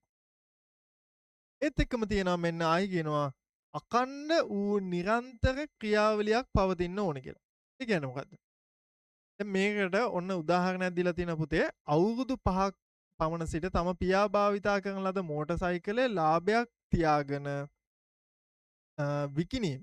එහෙම නැත්නම් ඔන්න ඔයාගේ තාත්තා අවුරුදු 5ක් විතර පාවිච්චි කරපු බයික් එක ඒ දවස්වල රුපියල් ලක්ෂයකට අරන් තිබ්බ බයිසිකලේ දැන් තියෙන උද්දම්මන වාතාවරණයත් එක්ක මේ වෙනකොට විකුණනවා ලක්ෂ 2කමාරකට. හරි? එතකොට හොඳ ප්‍රොෆිට් එකක් තියෙනවා. ලක්ෂ 1කමාරක ප්‍රොෆිට් එකක් තියෙනවා. හරි? එතකොට මේ ලක්ෂ 1කමාරක ප්‍රොෆිට් එකක් තියාගෙන තාත්තා මේ බයික් එක විකුණපු එක ව්‍යාපාරයක් වෙනවද? අපි බලමු දැන් මේ ව්‍යාපාරයක් වෙනවද කියලා මේ අපේ සංකල්ප එහෙම නැත්නම් නිර්ණායක හතකට දාලා. මෙතන තාත්තා බයික් එක විකුණන එකේදී අවශ්‍යතාවයක් හෝ උවමනාවක් සපුරන්න පුළුවන්. ඔව්. ඒ අවශ්‍යතාවය හෝ උවමනාව තමයි තව කෙනෙක්ගේ ප්‍රවාහන අවශ්‍යතාවයක් සපුරාගෙන තමයි ඒ බයික් එක මිලට ගන්න. එතකොට මේක හරි. ඊට පස්සේ ලාභ ලැබීමේ හෝ නොලැබීමේ චේතනාවක් පෙරදරි වෙලා තියෙනවද මෙතන? ඔව්. මෙතන ලක්ෂ 1කමාරක ලාභයක් අපි උපයලා තියෙනවා. ඒ කියන්නේ ලාභ ලැබීමේ පෙරදරි එහෙම නැත්නම් ලාභ ලැබීමේ චේතනාව තමයි මෙතන පෙරදරි වෙලා තියෙන්නේ. ඊට පස්සේ ආර්ථික කටයුත්තක් සිද්ධ වෙලා තියෙනවා. එතකොට ආර්ථික කටයුත්තක් නම් මොකද්ද වෙන්න ඕනේ? එක නිෂ්පාදනයක් එහෙම නැත්නම් බෙදා හැරීමක් සිද්ධ වෙනවා. එතකොට තාත්තා මෙතන බයික් එක නිෂ්පාදනය කරේ නෑ. හැබැයි බෙදා හැරීමේ තත්ත්වයක් තමයි මෙතන සිද්ධ වෙන්නේ. ඒ කියන්නේ තාත්තා ගාව තිබ්බ බයික් එක තව කෙනෙක්ට විකුණනවා. හරි? එතකොට ඒකේ අයිතිය හුවමාරු වීමක් සිද්ධ වෙනවා. තාත්තා ගාව තිබ්බ බයික් එකේ අයිතිය තව ඒ අලුතෙන් මිලට ගත්ත පුද්ගලයාට ඒ අයිතිය හුවමාරු වීමේ තත්ත්වයක් එනවා. එතකොට බෙදා හැරීමක් සිද්ධ වෙනවා. ඒ කියන්නේ ආර්ථික කටයුත්තකුත් ඔන්න සිද්ධ වෙනවා. ඊළඟට අපි අන්තිම නිර්ණායකය බලමු. අඛණ්ඩව නිරන්තර ක්‍රියාවලියක් පවතීම. අඛණ්ඩ වූ නිරන්තර ක්‍රියාවලියක් තියනවාද ඔයාගේ තාත්තා අවුරුදු 5ක් තිස්සේ පාවිච්චි කරපු බයික් එකක් අරගෙන එකපාරට විකුණනවා. එතකොට ඒක අඛණ්ඩයිද? ඒක නිරන්තරයෙන් සිද්ධ වෙනවද? ඒක නිරන්තරයෙන් සිද්ධ වෙන්නේ නෑ පුතේ. හරි? ඒක අහඹු සිදුවීමක්. ඔයාගේ තාත්තා ව්‍යාපාරික මුහුණුවරයක් නැති වෙන්නේ මෙන්න මේ අඛණ්ඩ වූ නිරන්තර ක්‍රියාවලියක් මේකේ පවතින්නේ නැති හින්දා. ඔන්න හිතන්න මෙහෙම. ඔයාගේ තාත්තා දෛනිකව සිදු කරන්නේ බයික් එකක් මිලට ගන්නවා. ඒක පොඩ්ඩක් නවීකරණය කරනවා, රිපෙයාර් කරලා පොඩි ගාණක් තියාගෙන විකුණනවා. ඕක දිගටම කරනවා නම් ඔන්න අඛණ්ඩ වූ නිරන්තර ක්‍රියාවලියක් මෙතන තියෙනවා.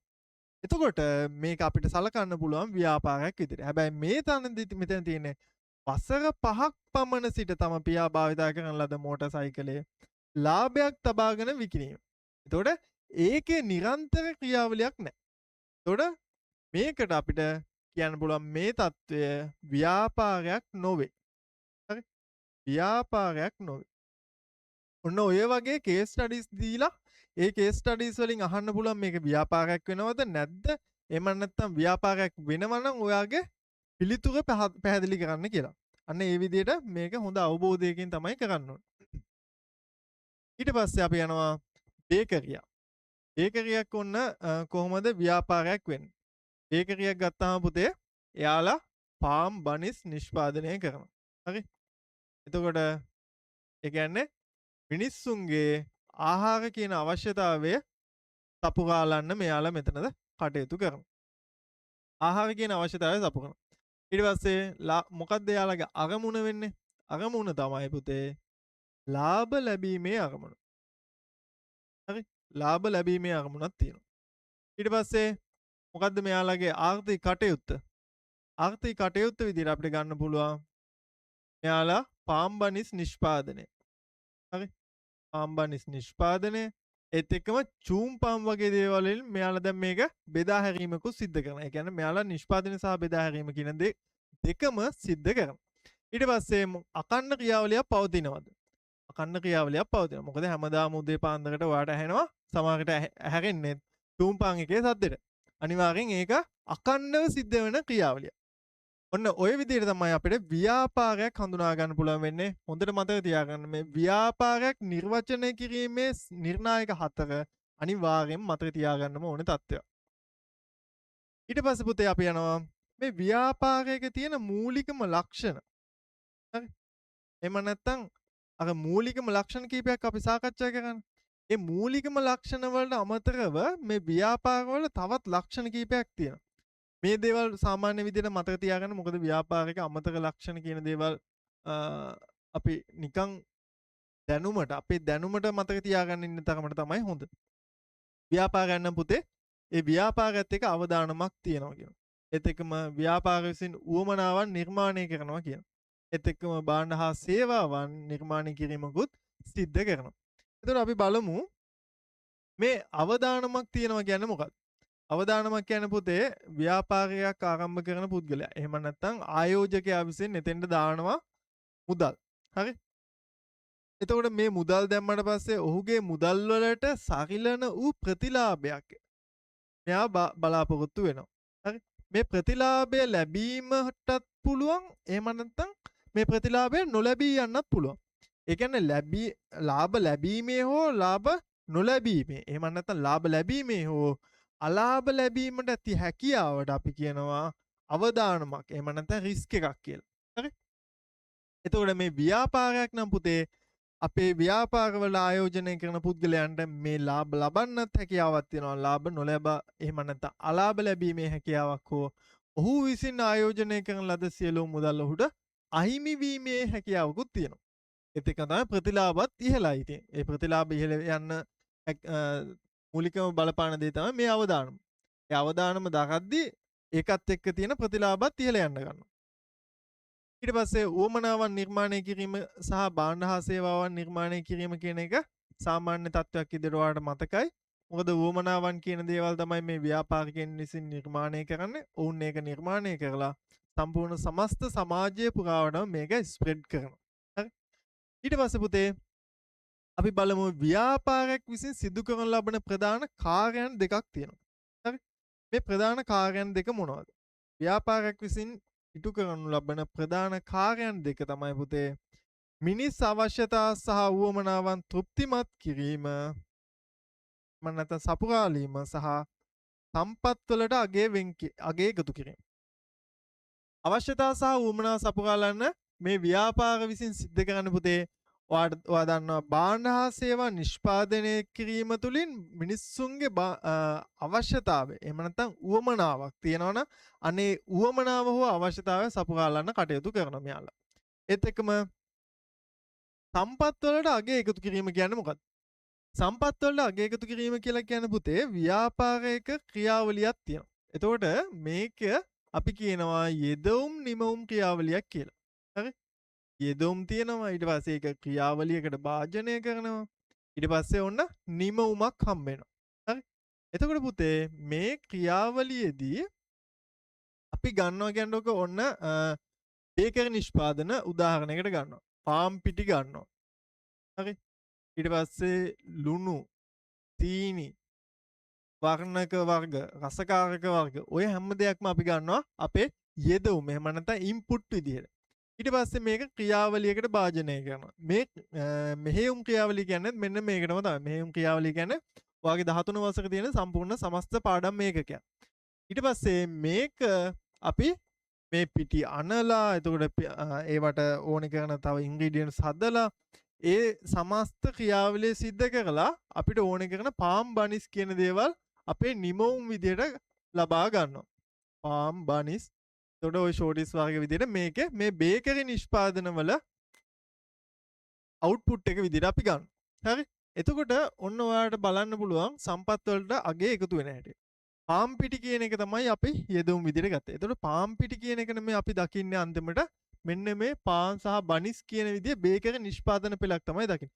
ඒක සිද්ධ වෙන්නේ පුතේ මේ අගේ එකතු කිරීම තුලින්. ඒ කියන්නේ අගේ එකතු කරනවා කියන්නේ නිෂ්පාදන ක්‍රියාවලියේ එක් අධියරයන් තුලදී යෙදවුම් වල ස්වරූපය වෙනස් වෙමින් ඒවාට නව අගයන් එකතු කිරීම අපි කියනවා මෙන්න මේ අගය එකතු කිරීම. එහෙම නැත්නම් සම්පත් වලට අගය එකතු කිරීම කියලා.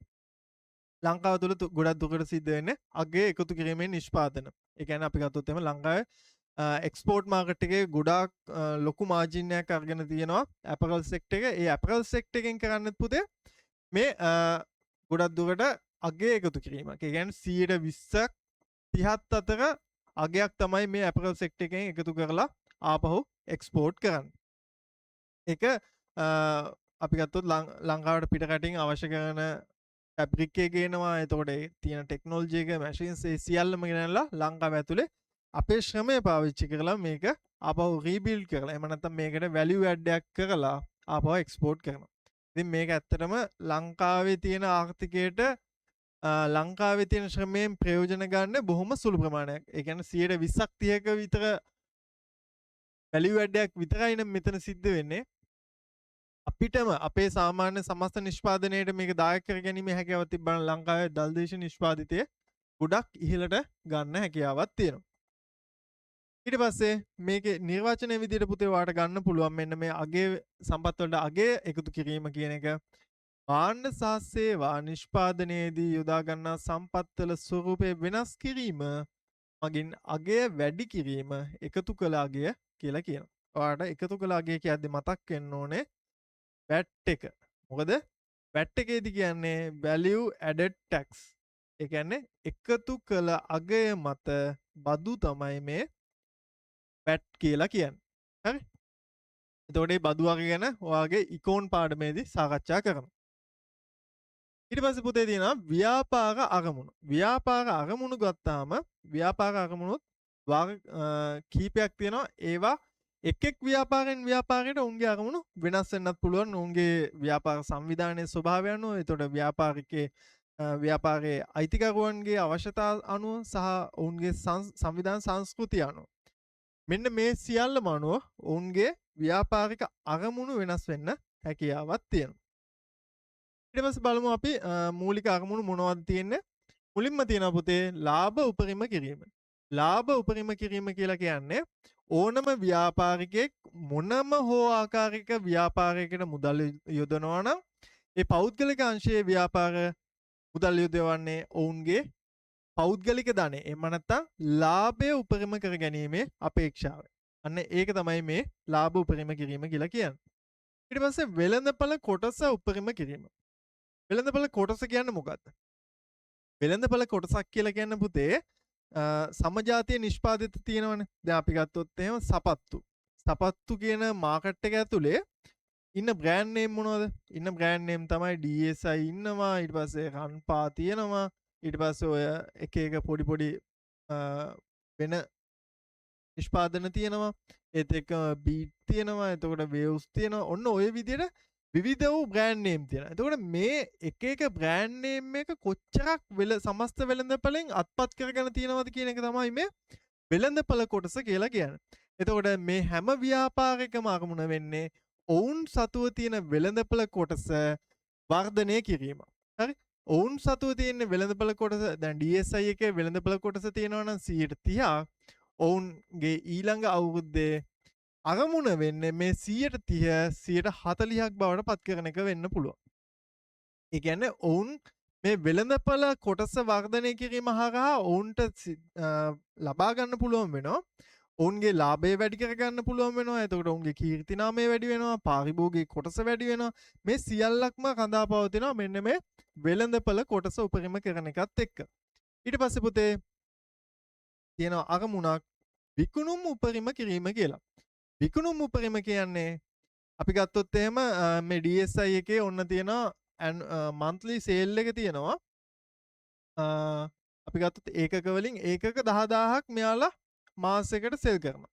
එතකොට මේ මාසයකට ඒකක 10000ක් කියන එක normal target එකක් විදිහට තියෙද්දි ඔවුන්ගේ අරමුණ වෙනවා ඊළඟ අවුරුද්දේ අරමුණ තියෙනවා මාසයකට ඒකක 25000ක් අලෙවි කරන එක. එතකොට මේ අරමුණ තියෙද්දි ඔවුන් බලන්න පුළුවන් තරම් මේ 10000 දවස් ගානේ වැඩි කරන්න. කියන්නේ ඔවුන්ගේ තියෙන මේ අලෙවි ප්‍රමාණය දවස් ගානේ දෛනිකව වැඩි කිරීමක් තමයි මොවුන් මේ බලාපොරොත්තු වෙන්නේ. ඒත් එක්කම ආයෙ තියෙනවා වෙළඳපළ නායකයා බවට පත්වීම.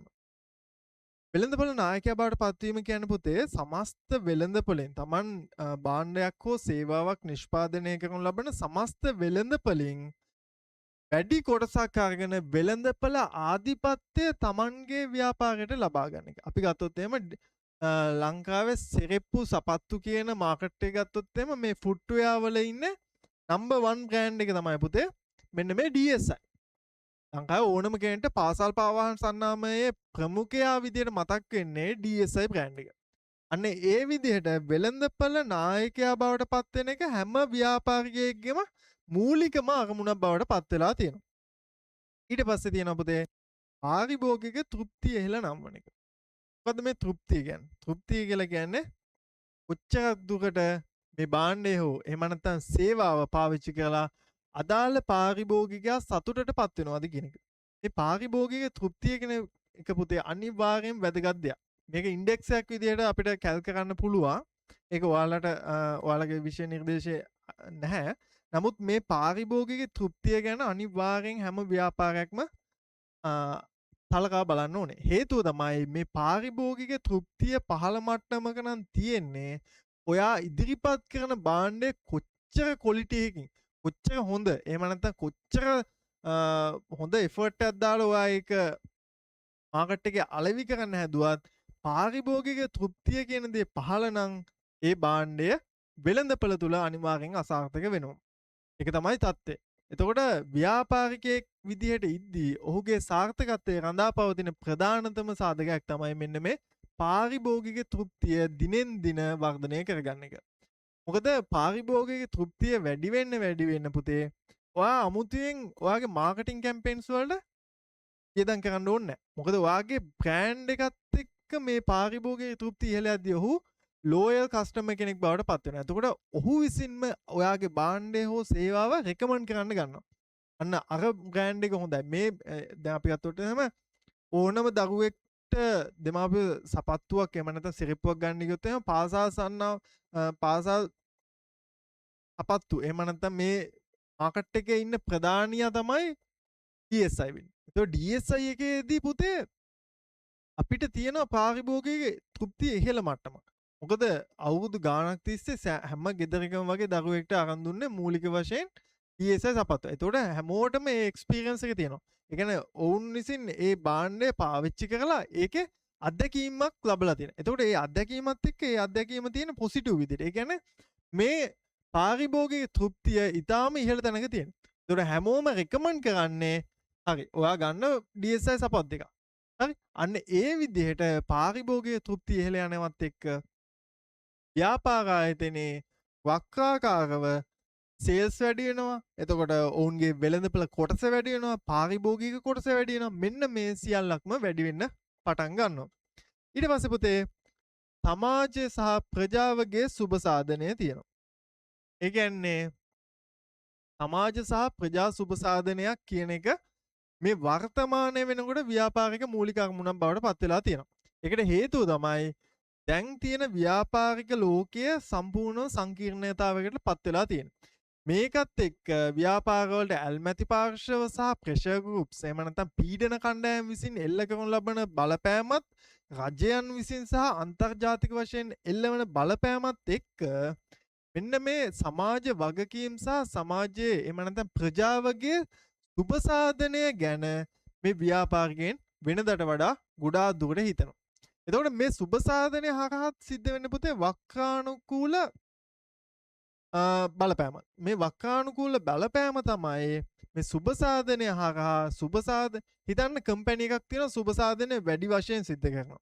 එතකොට ඒ සුබ සාධනයේ ප්‍රතිලාභ ගන්න පාර්ශවයන් විසින් අර කම්පැනි එකත් එක්ක ලොකු එන්ගේජ්මන්ට් එකකට යනවා. එතකොට ඔවුන් ඒ කම්පැනියේ ලෝයල්ටි කස්ටමර් බේස් එකක් බවට පත් වෙනවා. හරි. දැන් ඔන්න ඔයාලා දැකලා ඇති ඔය මැලිබන් කිරි අබේදාන. ඒතකොට මැලිබන් කිරි අබේදාන එක සහ සිරස ගම්මැද්ද. ඒ සිරස ගම්මැද්ද සහ මැලිබන් කිරි කියන එකත් එක්ක මේ කැම්පේන් දෙකම කරන්න පුතේ ප්‍රජා උදෙසා. හැබැයි ඔවුන්ට ඒකෙන් ඩිරෙක්ට් ප්‍රතිලාභයක් තිබෙන්නේ නැතත් සිරස ටීවී එක සම්පූර්ණම ලංකාව පුරා ස්ප්‍රෙඩ් වෙන්න ප්‍රධාන හේතුවක් තමයි ඔය සිරස ගම්මැද්ද කියන ප්‍රෝග්‍රෑම් එක. එයාලා කරන්නේ එතනදී ප්‍රජා සුබසාධනයක්. හැබැයි ඔවුන්ට වක්‍රානුකූලව ඔවුන්ගේ තියෙන භාණ්ඩ හෝ සේවාව ප්‍රවර්ධනය වීමක් සිද්ධ වෙනවා. අනේ ඒ විදිහට වක්‍රානුකූල ප්‍රතිලාභ ලබා ගැනීමේ හැකියාවක් තියෙනවා මෙන්න මේ සමාජ සහ ප්‍රජා සුබසාධනයක් ව්‍යාපාරයක් විසින් සිද්ධ කරනකොට. ඊට පස්සේ සේවක සුබසාධනයත් සමහර ව්‍යාපාරවල ප්‍රධාන මූලික අරමුණක් බවට පත් වෙනවා. ඒකට අපි ගත්තොත් එහෙම උදාහරණ තමයි පුතේ ගොඩක් ව්‍යාපාර ආයතන වලට මේ වර්තමානයේ වෙනකොට HR මැනේජර්ස්ලාට හෙඩෙක් එකක් වෙලා තියෙන තැනක් තමයි එයාලට ක්වොලිෆයිඩ් එම්ප්ලොයිස්ලා නැහැ. එයාලා ගොඩක් දුරට පුහුණු එහෙම නැත්නම් සේවකයින් පුහුණු කිරීමේ කටයුතු සඳහා ලොකු පිරිවැයක් දාගන්න වෙලා තියෙනවා. මොකද ඔවුන් එන්නේ කිසිම වෘත්තීමේ සුදුසුකම් නැතුව. මොකද ලංකාවේ ඇතිවෙච්ච මේ ක්‍රයිසිස් එකත් එක්ක ලංකාව ඇතුලේ හිටපු පුහුණු ශ්‍රමිකයින් සහ අධ්‍යක්ීම් සපිරි ශ්‍රමිකයින් ලංකාවෙන් වෙනත් රටවල් වලට විතැන් වෙන්න ගත්තා. ඒ කියන්නේ බුද්ධි ගලණයක් සිද්ධ වුණා. මේ බුද්ධි ගලණයත් එක්ක ලංකාව ඇතුලේ ඉතුරු වුණ සේවකයින්ව බොහෝම හරි පරිස්සමට තමයි මේ HR මැනේජර්ස්ලා පාවිච්චි කරන්න ගත්තේ. මොකද මොවුන්ගේ තියෙන හැකියාවනුත් අඩුයි, ස්කිල් එකත් අඩුයි. හැබැයි මොවුන්ට අඩු වැටුප් ප්‍රමාණයකින් ඔවුන්ගේ අවශ්‍ය කරන එහෙම නැත්නම් ආයතනයේ ඉස්සර වැඩ ගත්තා නම් රුපියල් 30000ක් මාසෙට ගෙවලා මේකත් එක්ක දැන් ගන්න බෑ එහෙම. දැන් අඩුම රුපියල් 45000ක්වත් ගෙවන්න වෙනවා මොන රැකියාවක් කරන්න ගියා. ඉතින් මේ තත්ත්වයක් එක්ක ව්‍යාපාර විසින් අවධානය යොමු කරන්න ගත්තා සේවක සුබසාධනෙ උපරිම කරන්න. සේවක සුබසාධනෙ උපරිම කරනවා කියන්නේ පුතේ ඔන්න උන්ට හොඳ සෞඛ්‍ය රක්ෂණාවරණයක් ලබා දෙනවා. ඊට පස්සේ හොඳ වැටුප් ලබා දෙනවා. ඔවුන්ගේ වෘත්තීමය ගමන් මඟ ස්ථාවර කරනවා. රැකියා සුරක්ෂිතභාවයක් ඇති කරනවා. ඊට පස්සේ අපි ගත්තොත් එහෙම සමහර ආයතන තියෙනවා ඔවුන්ගේ සේවකයන්ගේ දරුවන්ට ස්කෝලර්ෂිප් දෙනවා. හරි. ඒත් එක්කම අධ්‍යාපනයට වියදම් කරනවා. ඔන්න ඔය වගේ විවිධ වූ ආකාරයන් භාවිතා කරලා සේවක සුබසාධනය පුළුවන් තරම් වර්ධනය කරන්න ගත්තා. මේ සේවක සුබසාධනය වර්ධනය කරනවත් එක්කම පුතේ වෙන දෙයක් තමයි මේ සේවකයාත් ව්‍යාපාර ආයතනයට ලැබියාවක් දක්වන පුද්ගලයෙක් බවට පත් වෙනවා. හරි. එතකොට ඔහු ඉන්නේ තෘප්තිමත් වෙලා. ඒ තෘප්තිමත් භාවයත් එක්ක ව්‍යාපාරයේ අරමුණු හා පරමාර්ථයන් ඉතාම පහසුවෙන් ළඟා කර ගැනීමේ හැකියාවක් තියෙනවා. ඒ කියන්නේ මේ සේවකයා තෘප්තිමත් සේවකයෙක් වුණාම ඔහු ඔහුගේ උපරිම දායකත්වය ව්‍යාපාරය වෙනුවෙන් ලබා දෙනවා. එතකොට ඔහු උපරිම දායකත්වය ලබා දෙනවා කියන්නේ අර ව්‍යාපාරයේ අරමුණු හා පරමාර්ථයන් ඉබේම ඉටු වෙනවා. ඔන්න ඕක තමයි මේ සේවක සුබසාධනයේ මූලික අරමුණ බවට පත් කරගන්න ව්‍යාපාරයන් පෙළඹෙන්නේ හේතුව වෙන්නේ. ඊට පස්සේ පුතේ ආර්ථිකයට ව්‍යාපාරවල දායකත්වය මොනවද කියලා මෙතන සාකච්ඡා කරනවා. ආර්ථිකයට ව්‍යාපාරවල දායකත්වය.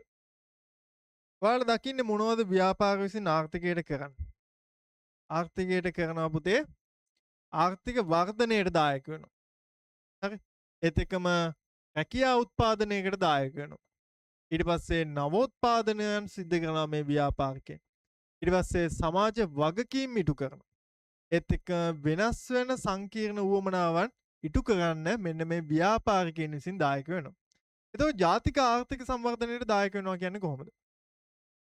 ව්‍යාපාරය බිහි වෙනවා කියන්නේ පුතේ ආර්ථිකය තුල නව ඒකකයක් බිහි වෙනවා. ඒ කියන්නේ නව ව්‍යාපාර ඒකකයක් බිහි වෙනවා මේ ආර්ථිකය ඇතුලේ. හරි.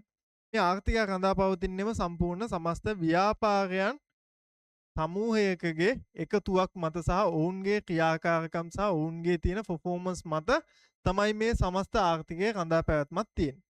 එතකොට මේ නව ව්‍යාපාරයක් එකතු වෙද්දී මේ ව්‍යාපාර එහෙම නැත්නම් මේ ව්‍යාපාර එකතු වීමත් එක්ක මේ සමස්ත ආර්ථිකය වර්ධනය වෙන්න පටන් ගන්නවා. එහෙම නැත්නම් ප්‍රසාරණය වීමකට ලක් වෙනවා. අපි ගත්තොත් ඔන්න තියෙනවා DSI එක තියෙනවා ලංකාවේ සම්පූර්ණ ෆුට්වෙයා ඉන්ඩස්ට්‍රි එකේ ආධිපත්‍ය අරගෙන. එතකොට ඔතෙන්ට එනවා තව අලුත් එක රන්පා කියලා. හරි. එතකොට රන්පා එක ආවටත් පස්සේ සම්පූර්ණ ආර්ථිකයේ වර්ධනය වෙන විදිහ ඔන්න බලන්න. මේ DSI එක ඉස්සර ගත්තේ රබර් කිරි කිලෝ 10000ක් නම් මාසෙකට එයාලගේ නිෂ්පාදනයට. ඔන්න දැන් තව නිෂ්පාදකයෙක් ඇවිල්ලා තියෙනවා. එයත් ගන්නවා රබර් කිරි කිලෝ 5000ක්. ඔන්න ආර්ථිකයේ වර්ධනය වෙනවා. හේතුව කලින් ගත්තේ රබර් කිරි 10000ක නිෂ්පාදනයක් විතරයි. දැන් මේ වෙනකොට මේ අලුත් නිෂ්පාදකයාගේ පැමිණීමත් එක්ක තව කිලෝ 5000කින් මේ නිෂ්පාදනය වැඩි වෙලා සම්පූර්ණ රබර් කිරි කිලෝ 15000ක ආර්ථිකයක් නිර්මාණය වෙනවා. එතකොට රබර් කිරි ගොවීන් ඉන්නවා මේකෙන්. ඒ ගොවීන්ගේ ආර්ථිකය වැඩි වෙනවා. ඔවුන්ගේ ආදායම වැඩි වෙනවා. එතකොට ඔවුන්ගේ ක්‍රය ශක්තිය වැඩි වෙන්න ගන්නවා. ඒකත් එක්ක ඔවුන් වියදම් කිරීමේ හැකියාවන් වැඩි කර ගන්නවා. ඊට පස්සේ මේ සමස්තයේ ප්‍රතිඵලයක් විදිහට අන්තිමට ආර්ථික සංවර්ධනයක් ඇති වෙනවා. ඊට පස්සේ පුතේ තියෙනවා රැකියා උත්පාදනය. රැකියා උත්පාදනය කියන්නේත් ඒ හා සමානමයි. ඒකත් එක්ක කලින් මේ DSI එකේ සේවකයෝ 100යි නම් හිටියේ. ඔන්න අලුත් කෙනෙක් එනවා. එයාගේ ආයතනයට සේවකයින් ඕනවා. එයාත් තව සේවකයන් 50ක් බඳව ගන්නවා. එතකොට තව අලුතෙන් පුද්ගලයන් 50කට නව රැකියා අවස්ථාවන් බිහි වෙනවා මේ අලුත් ව්‍යාපාරිකයා පැමිණීමත් එක්ක. ඒ කියන්නේ පුතේ නව රැකියා අවස්ථාවන් බිහි වෙනවා. හරි? ඒ රැකියා අවස්ථාවන් බිහිවීමත් එක්ක ආයමත් සිද්ධ වෙන ආර්ථික වර්ධනය වීමක් එහෙම නැත්නම් ප්‍රසාරණය වීමක්. මොකද මේ නව රැකියා අවස්ථාවන් ලැබිච්ච මිනිසුන්ගේ ආදායම් මට්ටම් ඉහළ යනවා. එතකොට ඔවුන්ගේ උවමනාවන් වර්ධනය වෙනවා.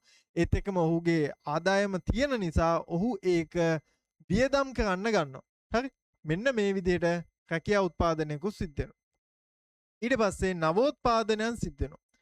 මේ ව්‍යාපාර විසින් ආර්ථිකයට නවෝත්පාදනයන් සිද්ධ කරනවා කියන්නේ පුතේ නවෝත්පාදනයක් කියලා කියන්නේ නව අදහසක්, නව ක්‍රමෝපායක්, එහෙම නැත්නම් නව සිතවිල්ලක්, එහෙම නැත්නම් නව ප්‍රොසෙස් එකක්, එහෙම නැත්නම් අලුත් ක්‍රියාවලියක්. මෙන්න මේ දේවල් තමයි අපි මේ නවෝත්පාදන කියලා කියන්නේ. එතකොට මේ ව්‍යාපාර විසින් ඇවිල්ලා මේ ව්‍යාපාර ලෝකයේ තුල ඔවුන් කටයුතු කරද්දී ඔවුන් දකින දේවල් සහ ඔවුන්ගේ එක්ස්පීරියන්ස් එකත් එක්ක ඔවුන් විසින් අලුත් දේවල් අත්හදා බලනවා. එතකොට මේ හරහා නවෝත්පාදනයන් බිහි වෙන්න ගන්නවා. අපි ගත්තොත් එහෙනම් මේ AI ටෙක්නොලොජි එකත් එක්ක නව ව්‍යාපාර කොහොමද ඔවුන්ගේ නවෝත්පාදන බිහි වෙන්න සහ බිහි කරන්න ඔවුන් මේ තාක්ෂණය භාවිතා කරන්න කියලා මේක අපිට අලුතෙන් ස්ටඩි කරන්න පුළුවන්. ඊට පස්සේ තියෙනවා සමාජ වගකීම් ඉටු කිරීම කියලා. සමාජ වගකීම් ඉටු කරනවා කියලා කියන පුතේ සමස්ත සමාජයේටම ධනාත්මක බලපෑමක් ඉටු කරන විදිහට ව්‍යාපාර කටයුතු සිද්ධ කරන එක. ඒ කියන්නේ හොඳ පොසිටිව් ඉම්පැක්ට් එකක් ඔයා සමාජයට දෙන්න ඕනේ ව්‍යාපාරිකයෙක් වශයෙන්. මේක දැන් අනිවාර්යෙන්ම හැම පාර්ශවයක් විසින්ම ඉටු කරන තත්ත්වයක්. මොකද සමාජ වගකීම් ඉටු කරන්නේ නැහැ කියන්නේ යම්කිසි ව්‍යාපාරයක් විසින් ඒ ව්‍යාපාරයේ පැවැත්ම ගොඩක් දුරට තර්ජනයකට ලක් වෙන්න ඉඩ තියෙනවා. ඊට පස්සේ වෙනස් වන සංකීර්ණ උවමනාවන් ඉටු කිරීම. ඒ කියන්නේ පුතේ දැන් මේ තියෙන සමාජයත් එක්ක ගත්තාම දැන් අපි ඉන්නේ සම්පූර්ණ සමස්තයේ ඩිජිටල් ඊරා එකක් ඇතුළේ. මේ ඩිජිටල් ඊරා එක ඇතුලේ අපි ජීවත් වෙනකොට අපේ අවශ්‍යතා එහෙම නැත්නම් අවශ්‍යතාවලට වඩා උවමනාවන් කියන දේ දවස ගානේ මොහොතින් මොහොත තප්පරෙන් තප්පරේ වෙනස් වෙනවා. අපි Facebook එක ස්ක්‍රෝල් කරන්න ගත්තොත් එහෙම අපි දකිනවා විවිධ වූ භාණ්ඩ සහ සේවාවන් වල ඇඩ්වර්ටයිස්මන්ට්. එතකොට මේ ඇඩ්වර්ටයිස්මන්ට් දකිනවත් එක්ක අපේ තියෙන උවමනාවන් ඒ හැම මොහොතකම වෙනස් වෙන්න ගන්නවා. හරි?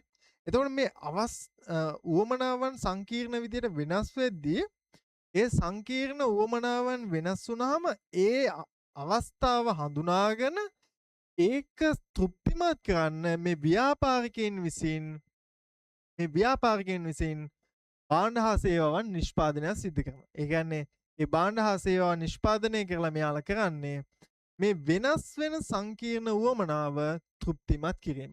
මෙන්න මේක ව්‍යාපාරයක් විසින් ආර්ථිකයට ලබා දෙන මූලික දායකත්වයන්ගෙන් එකක් විදිහට අපිට හඳුනා ගන්න පුළුවන්. මේකේ හතරක් ඔයා අනිවාර්යෙන් මතක තියාගන්න. මොකද මේ ලකුණු වලට යන්න නම් මේ හතරක් ඔයා අනිවාර්යෙන් දෙන්න ඕනේ. මොකද මේ එක කරුණකට ලකුණු භාගයක් වගේ තමයි allocate වෙන්නේ ඔයාලගේ මාකට් ස්කීම් එක ඇතුලේ.